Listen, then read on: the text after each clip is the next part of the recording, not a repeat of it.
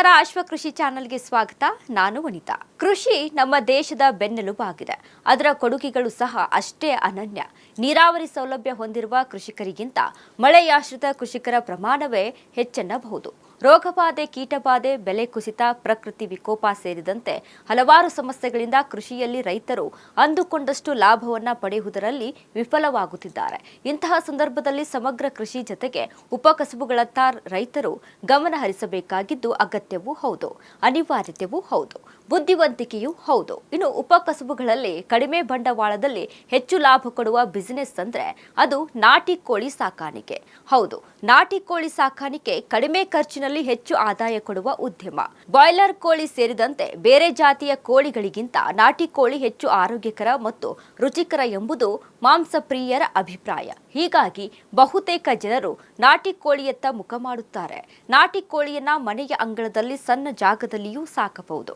ಸಾಮಾನ್ಯವಾಗಿ ದೇಶಿ ತಳಿಯ ಕೋಳಿಗಳು ಮನೆಯಲ್ಲಿ ಉಳಿದಿರುವ ಕಾಳು ಕಡಿಗಳನ್ನು ತಿನ್ನುತ್ತವೆ. ಹಾಗಾಗಿ ಸುಮಾರು 1,000 ಕೋಳಿಗಳಿಗೆ 5 ಕ್ವಿಂಟಾಲ್ ಆಹಾರ ಬೇಕಾಗುತ್ತದೆ. ಇನ್ನು ಕೋಳಿಗಳನ್ನ ಖರೀದಿಸಿದ ಮೊದಲ ದಿನ ಬೆಲ್ಲದ ನೀರನ್ನ ಕೊಡಬೇಕು. ಇದು ಕೋಳಿಗಳ ಜೀರ್ಣಕ್ರಿಯೆಗೆ ಸಹಕಾರಿಯಾಗುತ್ತದೆ.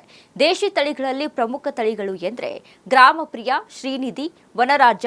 ಗ್ರಾಮಪ್ರಿಯ ತಳಿಯ ಕೋಳಿಗಳ ಮಾಂಸ ಮತ್ತು ಮೊಟ್ಟೆ ಎರಡಕ್ಕೂ ಹೆಚ್ಚಿನ ಬೇಡಿಕೆ ಇದೆ.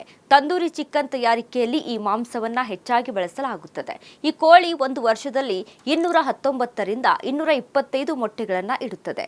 ಶ್ರೀನಿಧಿ ತಳಿಯ ಕೋಳಿಯ ಮಾಂಸ ಮತ್ತು ಮೊಟ್ಟೆ ಎರಡಕ್ಕೂ ಉತ್ತಮವಾದ ತಳಿಯಾಗಿದ್ದು ಕೋಳಿಗಳು ತ್ವರಿತವಾಗಿ ಬೆಳೆಯುವುದರಿಂದ ಕಡಿಮೆ ಸಮಯದಲ್ಲಿ ಹೆಚ್ಚು ಆದಾಯವನ್ನ ಕೊಡುತ್ತವೆ. ಇನ್ನು ವನರಾಜ ತಳಿಯ ಕೋಳಿಗಳು ವರ್ಷಕ್ಕೆ 120 ರಿಂದ 140 ಮೊಟ್ಟೆಗಳನ್ನು ಇಡುತ್ತವೆ. ಇದು ಸ್ವಲ್ಪ ದುಬಾರಿ ಎನಿಸಿದ್ರೂ ಇದರ ಮಾಂಸ ಮತ್ತು ಮೊಟ್ಟೆಗೆ ಹೆಚ್ಚಿನ ಬೇಡಿಕೆ ಇದ್ದು ಉತ್ತಮ ಲಾಭ ಕೊಡುತ್ತದೆ.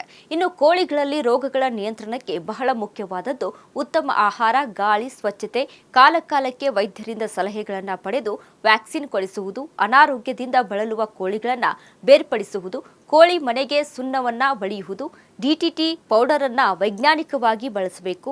ಇನ್ನು ಕೋಳಿಗೆ ಹರಡುವ ರೋಗಗಳು ಎಂದರೆ ರಾಣಿಕೇತ, ತುಂಕಿ ಸಿಡುಬು, ರಕ್ತಸಿಕ್ತ, ಅತಿಸಾರ, ಕೋರಿಜ ಅಥವಾ ಶೀತ ಇತ್ಯಾದಿ.